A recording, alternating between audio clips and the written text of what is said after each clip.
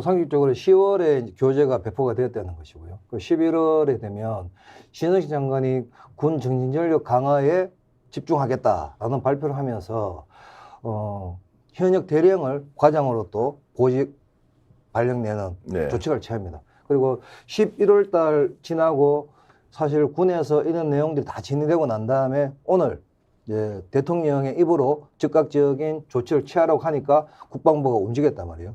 사실은 이 문제가 처음 터졌을 때 국방부에서는 이게 문제가 있는 것이 아니고 일본의 입장을 장병들에게 알려주는 정도의 내용이었다라고 하면서 이 문제에 대해서 어떠한 조치도 안 취하는 행위를 했단 말이에요. 뭐 이 정도가 되면 저는 심각한 문제가 있다라고 다들 보는 자, 그래서 백 기자한테 좀 여쭤보면 이제 신원식 국방부 장관이 뉴라이터 쪽이고 실제로 뭐 일본과의 관계 개선에 대해서 정말로 과도할 정도로 우익적 발언을 서슴지 않았던 인물인데 이 사람이 이 내용을 모르고 책을 발간하는 것을 그냥 지나쳤다 이렇게 보기 어렵습니다.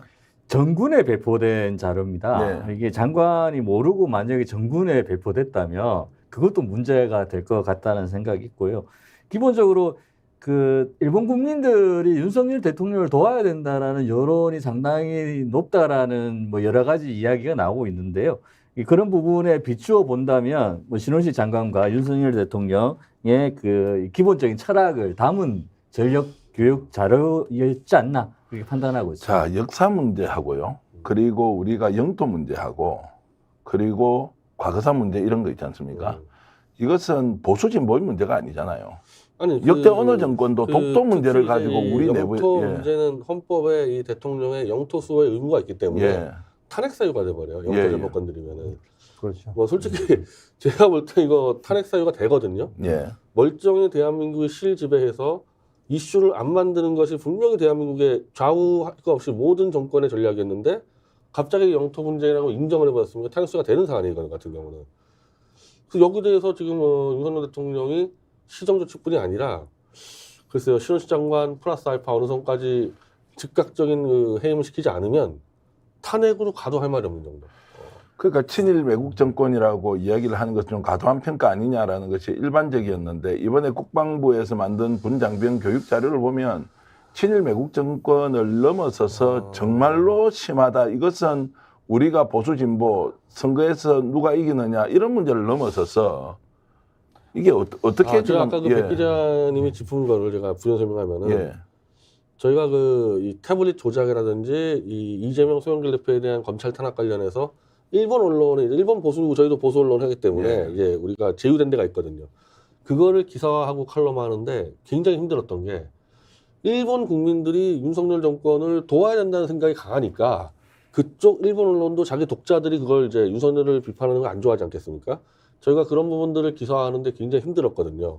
그러니까 그런 일본 국민들이 윤석열 정권에 대한 이제 자국적 우호적인 감정을 좀 더 한번 해보자 해서 야, 뭐 강제징용 위안부 이런 분들 갔으니까 독도 문제도 한 발 물러서 볼까 이랬을 수도 있다는 거예요. 이게 충분히 이거는. 그러니까 대통령실은 알고 있으면서 이게 문제가 이제 터지고 총선에 미칠 영향이 크니까 일본에서는 환호할 게 일본 국민들이 환호할 게 뻔하기 때문에 그것까지 조사를 해봐야 되는 거예요. 이 원천이 어디냐, 과연 국방부냐 대통령실이냐. 자, 윤 대통령 지금 이제 어떻게 수습해야 됩니까 이 문제? 저는 처음에 이제 믿기지가 않았다라는 말씀을 드렸었는데요. 기술의 문제도 있지만 이 교재에 대한민국 지도가 11번이나 들어갑니다. 근데 그 지도에 보면 울릉도와 독도가 다 빠져 있는 지도도 있고 울릉도만 있는 지도도 있는 거예요.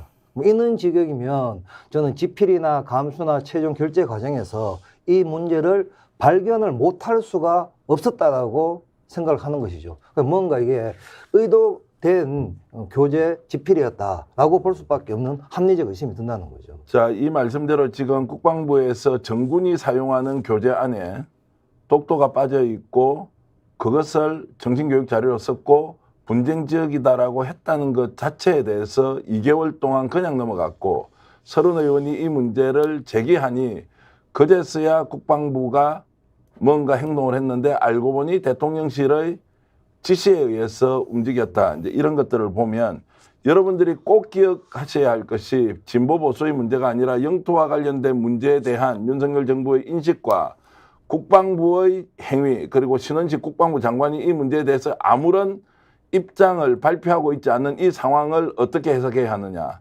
정말로 무서운 나라로 바뀌고 있다. 영토 주권까지도 이제 우리 내부에서 문제가 될 수 있다. 기억해 보십시오. 일본이 독도 문제를 어떻게 분쟁화시켜서 국제사법재판소로 갈 것이냐 아니냐. 일본은 끊임없이 야욕을 버리지 않고 이 문제를 제기했고 우리 정부는 보수 정부든 진보 정부든 이 문제에 대해서 응대를 하지 않거나 독도는 우리 땅이라는 명확한 입장을 견지하고 왔다. 보수 진보 문제가 아니었다. 그런데 국방부는 대한민국 정부의 일부이고 거기에서 독도를 분쟁 지역화했다. 여러분 이런 상황을 어떻게 우리가 바라보고 대처해야 할 것인지 과연 국방부 장관이 대통령이 여기에 대한 권한을 국민을 대신해서 행사할 수 있느냐 이것은 근원적인 질문을 하면서 이 정부에 책임을 물어야 한다 이렇게 저는 봅니다. 저는 이제 이 문제가 단순하게 국방부 교재 문제만 머무는 것이 아니라 돌이켜 보시면은 대법원에서 일본 강제징용 문제에 대해서 일본에서 우리 강요인 분들한테 배상을 하도록 판결을 내렸단 말이에요. 이것을 윤석열 정부 들어서자마자 한국 정부에서 갚아주겠다라는 발언을 했었고 또 후쿠시마 핵오염수 방류 문제 때도 똑같은 기조로 왔단 말이에요. 저는 최근에 이제 이 국방부 정신교육 교재 문제가 이어지면서 이거는 우발적인 사건이 아니라 윤석열 정부 갖고 있는 대일 관계 그리고 국가 영토에 대한 기본적인 관점이 우리 국민들이 헌법으로 보여준 대통령의 권한을 부정하고 지금 일본과의 새로운 관계를 중심으로 가져가면서 국익을 훼손하는 이런 것들을 명확하게 보여주는 중요한 사안이다. 자 마지막으로 질문 드리면 지금 현재 국민의힘에서는 공식적인 견해가 안 나오고 있어요. 이게 난리가 났으면 큰일이다. 이거 어떤 식으로 조치를 해야 되는데 지나가는 말로 지금 한동훈 비대위원장이 즉각 시정 조치해야 된다. 뭐 이런 정도만 해서 뭔가 의도가 있는 거 아니냐라고 의심을 하면 좀 과합니까? 솔직히 뭐 국민의힘은 지금 이제 그냥 대통령의 그 의중 파악하는 바쁠 거고 아마 그 사람들이 뭐 대응하겠습니까? 근데 여기서 한 가지만 또 짚어주고 싶은 거는 역대 정권 중에서 독도 대응을 제일 잘못한 게 이명박 정권인데 이명박 대통령의 인기가 떨어지니까 독도에 들어간 가버렸죠. 대한민국 최초 대통령인데 이제 그런 게 잘못됐다는 거예요. 네. 쓸데없이 우리 땅 맞는데 이슈화 시켰단 말이에요. 예를 들면은 쓸데없이 제주도 가서 우리 땅 떠는 거랑 똑같은 얘기거든요. 저는 이렇게 돼서 이제 이슈가 돼서 아마 내일 아마 일본어로는 투표할 텐데 요것도 만회한다고 윤 대통령 독도 들어가잖아요. 이거 계속 불을 지르고 있는 겁니다. 자 어쨌든 독도와 관련된 국가의 정책이 지금 현재 보여주고 있는 장관의 행태가 그리고 군 장병들에게 하고 있는 교육이 어떤 내용인지 여러분 똑똑히 기억해 주시길 바라면서 오늘 독도 문제를 영토 분쟁화했던 국방부의 책임, 정부의 책임을 반드시 물어야 한다 이렇게 말씀을 드리겠습니다.